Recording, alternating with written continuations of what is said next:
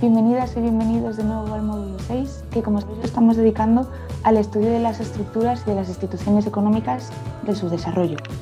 En la sesión de hoy abordamos la cuestión de la integración regional y el espacio que ésta ocupa dentro de los procesos de desarrollo, y para ello contamos con Andrés Rivarola Puntiliano, que nos acompaña hoy y que es profesor asociado de Historia Económica y profesor titular de Estudios Latinoamericanos en el Instituto Nórdico de Estudios Latinoamericanos de la Universidad de Estocolmo. Así que Andrés, bienvenido, muchas gracias. Muchas gracias a ti. Gracias. Pues para comenzar con la sesión de hoy, quería empezar preguntándote sobre, cuáles serían los puntos de partida en lo que respecta a las definiciones de integración regional por un lado y desarrollo por el otro, y sobre todo, por si puedes profundizar algo más en la relación que existe precisamente entre estas dos dinámicas de integración regional y desarrollo. Bueno, muy bien. Bueno, yo diría que un punto de partida en mi perspectiva sobre este tema, es la relación entre el espacio, que para mí es lo territorial, y lo que sería la dimensión de la economía política, ¿no? Pero todo esto visto siempre dentro de un sistema particular o varios sistemas que se pueden estar en superposición, vale decir, un sistema económico, un sistema político, e incluso podemos hablar de sistemas culturales. O sea, esta conexión entre estos elementos sería lo que para mí sería un punto de partida en el análisis del tema de integración integración regional y desarrollo. ¿Y cómo podríamos definir el tema de integración regional? En primer lugar, regional. Región se refiere a la delimitación de un determinado territorio, ¿no? Hay concepciones sobre lo regional que pueden tener objetivos políticos y en muchos casos están ligados a temas de estructuras económicas con respecto a ese espacio territorial determinado. El tema de la cultura también es un elemento importante en lo que se refiere a la imaginación de los espacios. Y porque la cultura, el espacio, el territorio y la población que lo habita conlleva una suerte de búsqueda de sentimientos comunes de esta población que muchas veces están ligados a los elementos, al elemento territorial, la conexión entre la tierra y el ser humano. Es una cosa muy importante esto. Y acá nos vamos un poco a lo que sería la definición, la geopolítica de esto. La geopolítica para mí se refiere al control, al poder sobre un espacio territorial determinado.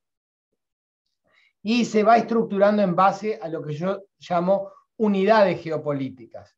Pueden ser de distinto tipo, hay desde muy primitivas hasta muy avanzadas, pero yo diría que en lo que es la historia de la civilización humana, la forma más avanzada de estructuración de poder sobre un territorio se da en torno a la unidad geopolítica que llamaríamos el Estado. Y después, por supuesto, tenemos estados grandes o estados pequeños, estados fuertes o estados débiles. Pero el Estado, en su mayor exponencia y en su mayor nivel de desarrollo, diría que es la unidad geopolítica más avanzada en lo que se refiere a lo que el ser humano ha creado como formato de control territorial. Estas unidades geopolíticas se mueven dentro, como dije anteriormente, dentro de sistemas. Y en estos sistemas hay relaciones jerárquicas de poder. Aquí vemos, por ejemplo, el tema de centro y periferia, donde hay unidades geopolíticas más fuertes en el centro y las más débiles se encuentran en la periferia. Esto es una relación que vamos a ver que cambia constantemente en el proceso, en los procesos históricos y los procesos de cambios económicos y políticos en los sistemas. En esta conexión yo diría que la integración regional la denominaría la geopolítica de los débiles. ¿Por qué? Porque los que están en el centro y tienen un poder, en algunos casos poder de gran potencia, hasta hegemónico en el sistema, tienen la fuerza suficiente muchas veces para por cuenta propia imponerse frente a otras unidades geopolíticas. Los más débiles, a modo de compensar su debilidad, buscan el formato de integración regional. No se pueden imponer a otros, entonces tienen que juntarse de alguna manera. Y por eso se podría llamar a la integración regional una suerte de la geopolítica de los débiles. Y por por seguir, por continuar profundizando en esta cuestión, entiendo que hay, pues puede haber diversas perspectivas, sobre todo inevitablemente de la concepción del desarrollo, pero también desde la integración regional. Entonces, quería saber si tú nos podrías, describir pues, la perspectiva latinoamericana a este respecto, en el caso de que la hubiera, y en ese caso, tratar de indagar un poco más en cuáles son sus principales postulados. Sobre la perspectiva latinoamericana en torno a esto, se podría denominar, he hablado anteriormente sobre una geopolítica de la integración latinoamericana, que es lo que podríamos ver actualmente que hay desde el pensamiento latinoamericano en este sentido. Y esta tiene un profundo acervo histórico. Hay una conciencia y una raíz común en la región que ahora llamamos América Latina, que tiene un carácter local importante, pero que también ha tenido una proyección universal de relevancia. O sea, la idea de lo latino, por ejemplo, va mucho más allá de la propia región y se conecta a lo universal, a lo global de distintas formas. En realidad, ese es el nacimiento, la incorporación de la región americana al sistema mundial, es en conexión con grandes imperios, desde los cuales se empieza, digamos, a buscar la conexión sistémica en cuanto a la creación de sistemas políticos y económicos. Y América, y lo que hoy es América Latina, fue parte de todo este proceso. O sea que nunca hay que perder de vista que en lo latinoamericano la conexión de lo local y lo global no es un elemento nuevo, siempre ha sido parte del pensamiento latinoamericano, aunque se haya sido periférico. Y lo que vemos en el proceso histórico de los cambios en la región es que hay distintos cambios de dimensiones territoriales y nacionales desde los cuales se ha visto digamos, la creación y de nuevas unidades geopolíticas en este espacio. En este sentido, yo diría que hay una enorme resiliencia, y ahí me voy al tema histórico, en lo que se refiere a una conciencia común en la región latinoamericana. Yo he hablado de esto en términos de un nacionalismo regional, o se ha hablado, por ejemplo, el brasileño Octavio Yanni, de una suerte de quinta frontera en la cual las unidades geopolíticas de esta región de alguna manera constantemente han ido buscando o nunca han perdido una idea común de buscar ir más allá de su propia frontera. Y cuando me refiero a las nuevas unidades geopolíticas, me refiero sobre todo a lo que es el periodo postcolonial, ¿no? Hay un desmembramiento de los viejos imperios, lo cual por supuesto tiene resultados positivos, pero geopolíticas que surgen en la región en una situación de extrema vulnerabilidad a confrontar el nuevo sistema económico y político mundial en el cual son inmersas. Y son inmersas en una situación de subordinación, dada el esquema económico y político en el cual son introducidas. Y, digamos, este elemento lo vamos a ver en los primeros pasos de lo que yo diría que es la geopolítica en América Latina. Hay un texto inicial a principios del siglo XX de un español, Badía Malagrida, que plantea en este libro lo que sería la creación de una confederación hispanoamericana, levantando o reconectando su planteo a lo que era el pensamiento de Bolívar. Interesante que acá es un español que tiene esta iniciativa. Quizás es el primer texto de lo que sería la geografía política, donde se plantea realmente el tema de una estructuración de una confederación espacial territorial en el espacio, que todavía no hablaba de América Latina, hablaba de Hispanoamérica. Una novedad interesante de este libro es que plantea la inclusión de Brasil en este espacio de confederación. Pero está dentro de lo que sería el proyecto hispanoamericano, con raíces en los planteos anteriores de Bolívar, del Congreso de Panamá, y ligado en lo internacional fuera de la región al planteo iberoamericano.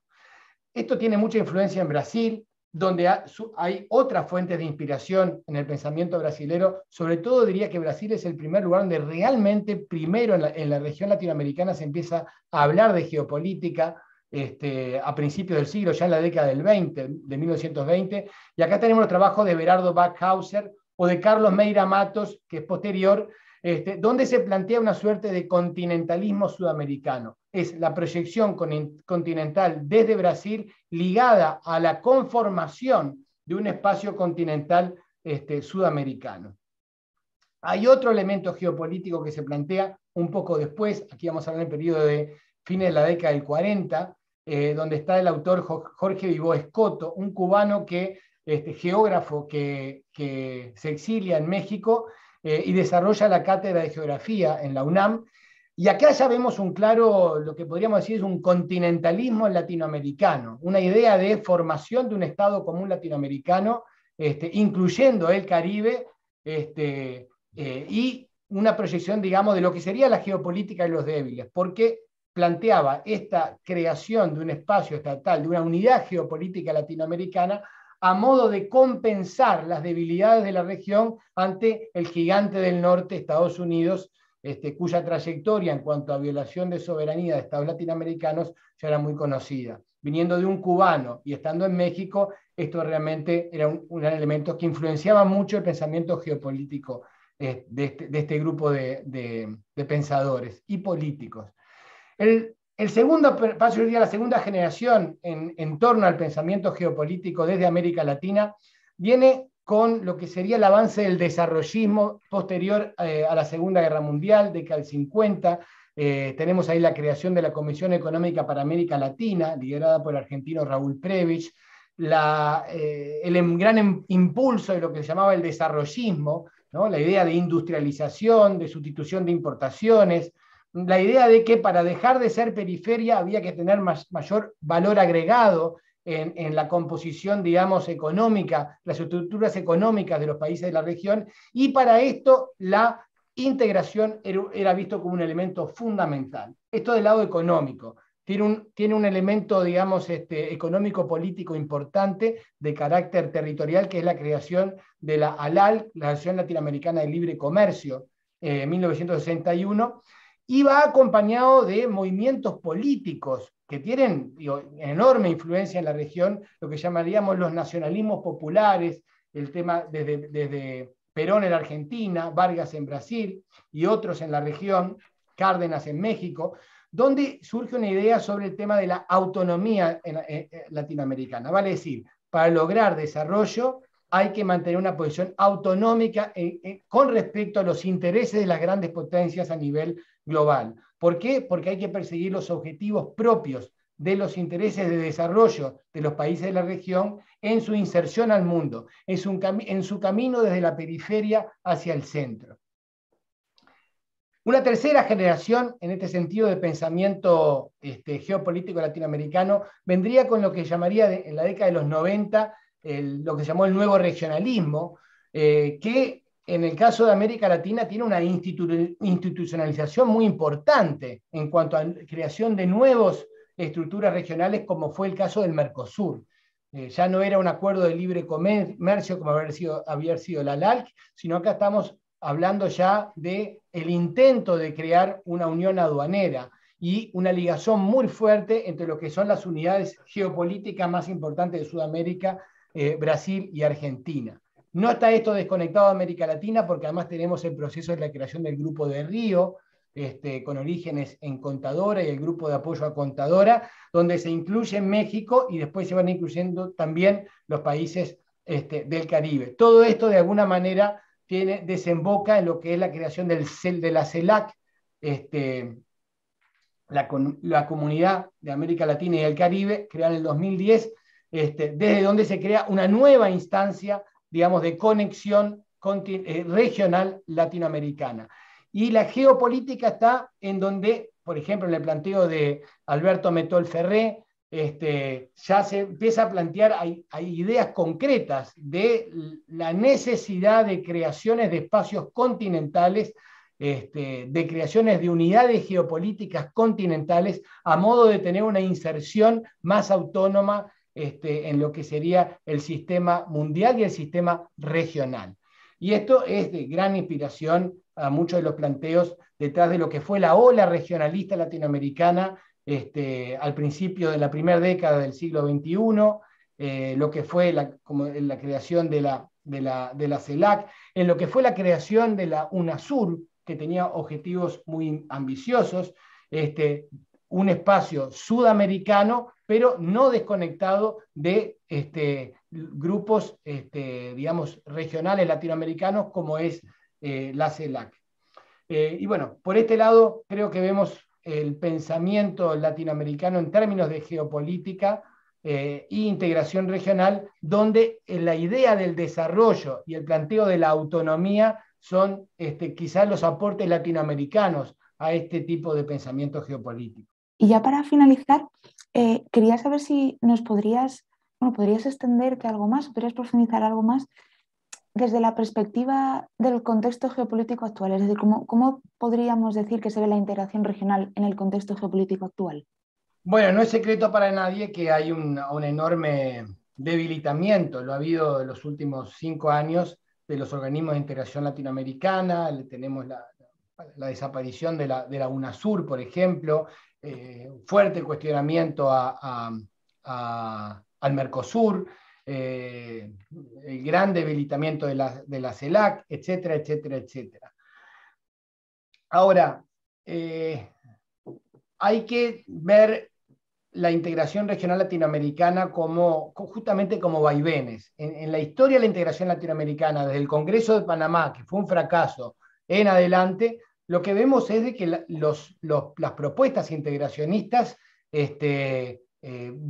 se debilitan, muchas veces fracasan, a veces fracasan rotundamente, pero siempre vuelven retornando. Y ahí hay un tema importante: ¿por qué siempre retorna el regionalismo o la integración regional, digamos, a la iniciativa de los políticos, que en una nueva generación de políticos y movimientos reaparece con mucha fuerza? Pero bueno, más allá de eso, digamos que algunos planteos de por qué creo que hay una bajada muy grande. Hay una bajada muy grande en este momento porque pienso que varios de los grupos que han estado, digamos, detrás del impulso regionalista se han debilitado fuertemente. Uno es el grupo del sector industrial en muchos países claves de la región. Por ejemplo, en el caso de Brasil, el proceso, los últimos 10 años, ha sido un proceso de deindustrialización de Brasil, donde ha primado muy fuertemente el impulso del sector exportador de commodities, que es el que tradicionalmente ha tenido el poder económico en Brasil, y que nunca en ningún lugar de América Latina, ni del mundo diría, ha sido una fuerza pujante en torno a la industrialización, y en este caso, como en América Latina esto está asociado a la integración regional, este grupo nunca ha sido parte de eso. O sea que el debilitamiento del sector industrial es una parte de esto. Ha habido, cuando se debilita el sector industrial, se debilita también los movimientos sindicales, que también han sido un apoyo en torno a la integración regional. La Iglesia Católica ha sido un importante movimiento social, diría yo, y político, ideológico, detrás de la integración regional latinoamericana, la idea de patria grande. Basta ver los planteos del Papa Francisco en este sentido, y hay en los últimos años un debilitamiento muy fuerte de la Iglesia Católica como factor político en la región, con rivalidad de otros grupos religiosos, por ejemplo, que lo hemos visto en muchos países de la región. Y también hay un debilitamiento de agentes externos que han sido importantes en la promoción del regionalismo latinoamericano. La Unidad Europea siempre, desde los 90 y ya desde cuando era la Comunidad Europea, había un fuerte impulso y apoyo al regionalismo latinoamericano desde este lado, y diría que la conexión de la Unión Europea con América Latina también se ha debilitado en gran medida en los últimos 10 años, y la Unión Europea ha mostrado menor interés en la región de lo que ha hecho en oportunidades anteriores. En conjunto, estos son todos factores que podrían explicar la bajada. Pero agregaría otro tema más. Un problema grande que ha habido en el regionalismo latinoamericano es lo que yo llamaría la sectarización del regionalismo. Vale decir, ha habido como el regionalismo, en vez de ser una idea que durante muchos periodos lo fue, amplia a distintos sectores de distintas, digamos, vertientes ideológicas, pasó a asociarse mucho a determinados sectores de la izquierda latinoamericana y a determinados tipos de gobiernos, por ejemplo, el de Hugo Chávez en Venezuela. Y diría que esto dio un carácter de mucha ideología y poca institucionalidad en los organismos de integración latinoamericanas, un elemento del cual habría que aprender para la próxima generación pro-regionalista, porque esto creo que causó un enorme debilitamiento al impulso regionalista de la región, que creo que está muy asociado también a la crisis del modelo venezolano. Entonces, estamos en un momento en realidad donde habría que repensar el regionalismo, cuando vuelva nuevamente a ponerse en el tapete. Hay varias opciones que están sobre la mesa. Sigue el de la perspectiva latinoamericana. Es muy posible que retorne, sobre todo impulsado por Brasil, la perspectiva sudamericana. Tenemos también la perspectiva americana, la continental americana, que no ha desaparecido. Sigue estando la OEA presente con toda su dimensión institucional, y es muy posible que también puedan retornar subregionalismos, andinos, centroamericanos, caribeños, que también están ahí. Lo que seguramente, y pienso yo que va a ser volver de alguna manera a poner sobre la mesa el tema regional, y creo que ya está pasando eso, es que el camino en el sistema internacional y global va hacia un mundo de regiones. Se está fortaleciendo regionalismos en Asia, se está planteando ahora entre China y Rusia una gran unión euroasiática, se va consolidando a pesar del Brexit el espacio europeo, y Estados Unidos, México y Canadá replantean e incluso han profundizado en cierta manera lo que sería lo que antes era el NAFTA, que es el espacio norteamericano. Y sigue siendo para mí un elemento importante desde este punto de vista, que si la periferia quiere seguir su camino y abandonar su posición periférica, sigue siendo necesario tener mayor valor agregado en las economías, y es difícil hacer esto sin tener algún esquema de apoyo e integración regional entre los países más débiles. Vale decir, la geopolítica de los débiles sigue siendo un elemento a tener en cuenta a modo de eliminar o tratar de atenuar la posición periférica, y por eso esto va a seguir en el tapete para los países latinoamericanos. Andrés, muchísimas gracias primero por tu análisis tan sistemático de todos los procesos que intervienen en la integración regional, en su relación con el desarrollo. Luego, pues toda la cantidad de perspectivas que nos has ofrecido del caso latinoamericano, y por último, pues por actualizarlo, ¿no? Y tratar de materializarlo y de acercarlo a la situación actual. Así que, pues de nuevo, muchísimas gracias por compartir tu tiempo con nosotros y con nosotras en el curso. Y nada, pues un placer. Bueno, muchas gracias, y gracias a todos ustedes, y nada, espero que sigamos en contacto.